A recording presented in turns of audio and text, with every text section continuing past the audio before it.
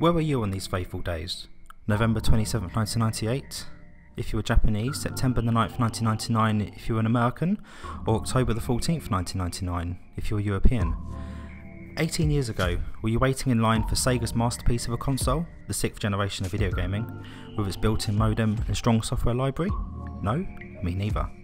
I was still playing on my Sony PlayStation, and knew little about this new console from Sega. It didn't interest me at all.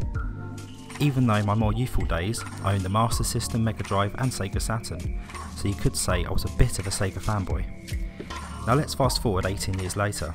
At the ripe old age of 32, I finally purchased a Dreamcast, and I'm ready to delve into the history of Sega's last console. It's time to dream on with the Sega Dreamcast.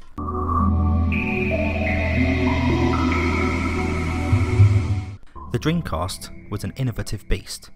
Not only was it a 128-bit home console that offers online connectivity from the get-go and setting the modern trend for sourcing components from PC manufacturers, it also proved to be Sega's last entry into the home hardware scene and ended the days where arcade conversions sold consoles.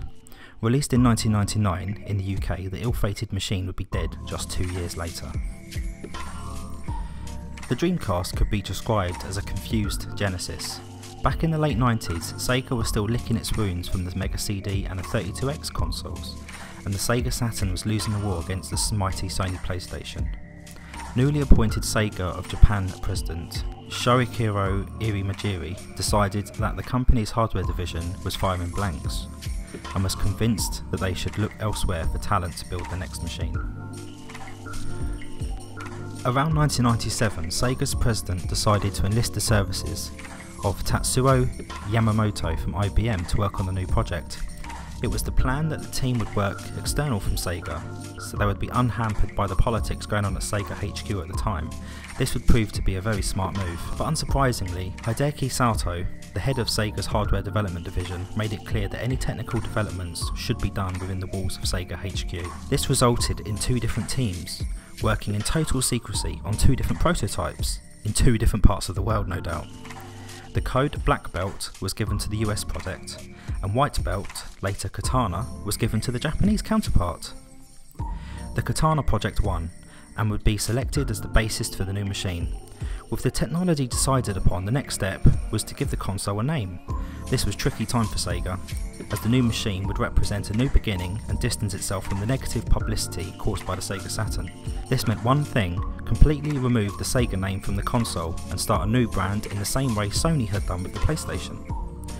Over 5,000 names were considered, with the positive sounding Dreamcast winning over all. The words dream and cast would give a pleasant feeling, like a wizard casting a spell of connectivity over the home. Sega had earmarked a whopping $500 million for the Dreamcast, with around half of that figure being spent on hardware and software development alone. The rest of the cash was spent promoting the new machine all over the world. The company knew that it would take something special to regain any market share from Sony. Even if it was a huge gamble on their part, they knew this could be the last throw of the dice. Nevertheless, as the release dates drew closer, there was a sense of confidence for the new system. Consumer interest was high, and the retailers were warned that the very strong pre-order numbers were to be expected. But there was a shock announcement when NEC announced that it was struggling to meet demands of the GPU, the PowerVR2 chip, which meant that Sega could only accept around 80,000 pre-orders, and the number of units available at launch dropped from 500,000 to 150,000. To make matters worse, key titles like Sega Rally 2 and Sonic Adventure were hit by development delays. The machine itself was finally launched on the 27th of November 1998, and the 150,000 units promptly sold out before the end of the day. Sega predicted that it would sell 500,000 units by March 1999. The target was missed. The news started to filter through that key software titles were failing to sell the numbers expected. Sega really started to worry at this point. Prior to the Western launch date, the console was reduced by around 10,000 yen, around £100, effectively removing all profit from the hardware sales. The price drop had the desired effect, and Sega started to shift larger numbers, although this could be due to the release of Namco's arcade fighting game, Soul Calibur. The US launch was a great success. With Sega struggling to meet the initial demand for the console, 500,000 Dreamcast consoles found their way into US homes within the first 2 weeks alone, which is something the machine had failed to do in several months in Japan. The European figures were equally encouraging. By Christmas 1999, they had sold a further 500,000 consoles. Sega was finally starting to make a profit with Dreamcast, while being ahead of schedule at the same time. Unsurprisingly, Sega Dreamcast saw many arcade ports during its lifespan, such as Crazy Taxi, Outrigger, 18-Wheeler, F335 Challenge, Dynamite Decker 2 and Virtual Tennis. Also, there was support from market leader Capcom, with Capcom vs SNK, Marvel vs Capcom 2 and Project Justice, and also seemed to release a new 2D fighter on almost a weekly basis with titles like Street Fighter 3, Darkstalkers and JoJo's Bizarre Adventure, proving that Capcom was serious about the Dreamcast. Capcom also gave the Dreamcast a game that was arguably more important, Resident Evil Code Veronica, which caused a huge surge in publicity for the console, as the series up until this point was a Sony exclusive. Unfortunately, gaining further third-party support was not going to be easy. EA had been burnt by Sega Saturn and had chosen to ignore the Dreamcast, choosing instead to work with the PlayStation. Others seemed to adopt a cautious wait-and-see approach, opting to wait until solid sales figures came through. Sadly, as positive as the Western launches had been, Sega struggled to keep the momentum going with the Sony PlayStation 2 looming on the horizon. As a result, the interest started to wane. Price cuts in Japan followed for the US and European markets, but these failed to be a long-term solution to the problem. As the sales began to slow down and diminish, more and more developers chose not to bring their products to the troubled console. Even those who showed vital support from the beginning had begun to lose interest. It was now up to Sega to produce software for the failing console. While adept at producing engaging coin-op experiences, it was not prepared to cater for the new audience of gamers that had been weaned on deeper, more feature-packed games on the PlayStation.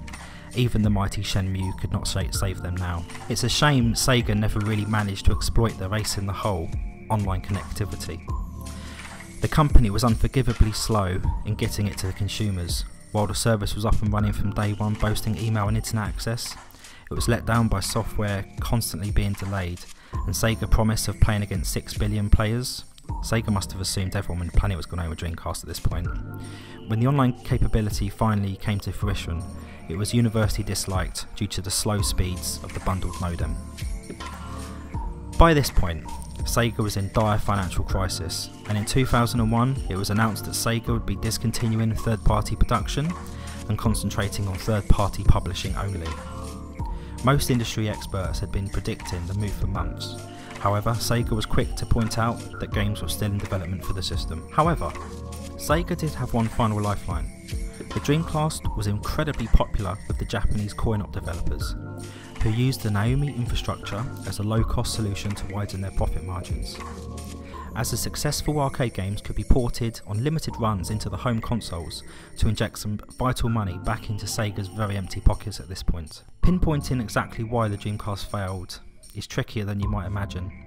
Was it the lack of third-party support? Over-reliance on arcade conversions? Poor support for online services? Lack of a DVD drive? The impending release of the PS2? Poor marketing? The most likely answer is that it was a combination of all these factors. But when dissecting the history of the console, it's easy to overlook just how revolutionary it was for the time. Being able to play pixel-perfect versions of your favourite arcade titles is something gamers are unlikely to witness again. At the end of the day, out of those 6 billion potential players, the message only got through to the lucky few. Did you have a Sega Dreamcast? What was your favourite game? Do you have any good or bad games that you recommend I play? Let me know in the comment section below. If you have enjoyed this video, please leave a like and subscribe, maybe even share it with your friends. This has been episode 1 of Dream On. I am Dan with Future Perfect Gaming, and it's been an honour. I'll see you again next time. Bye bye.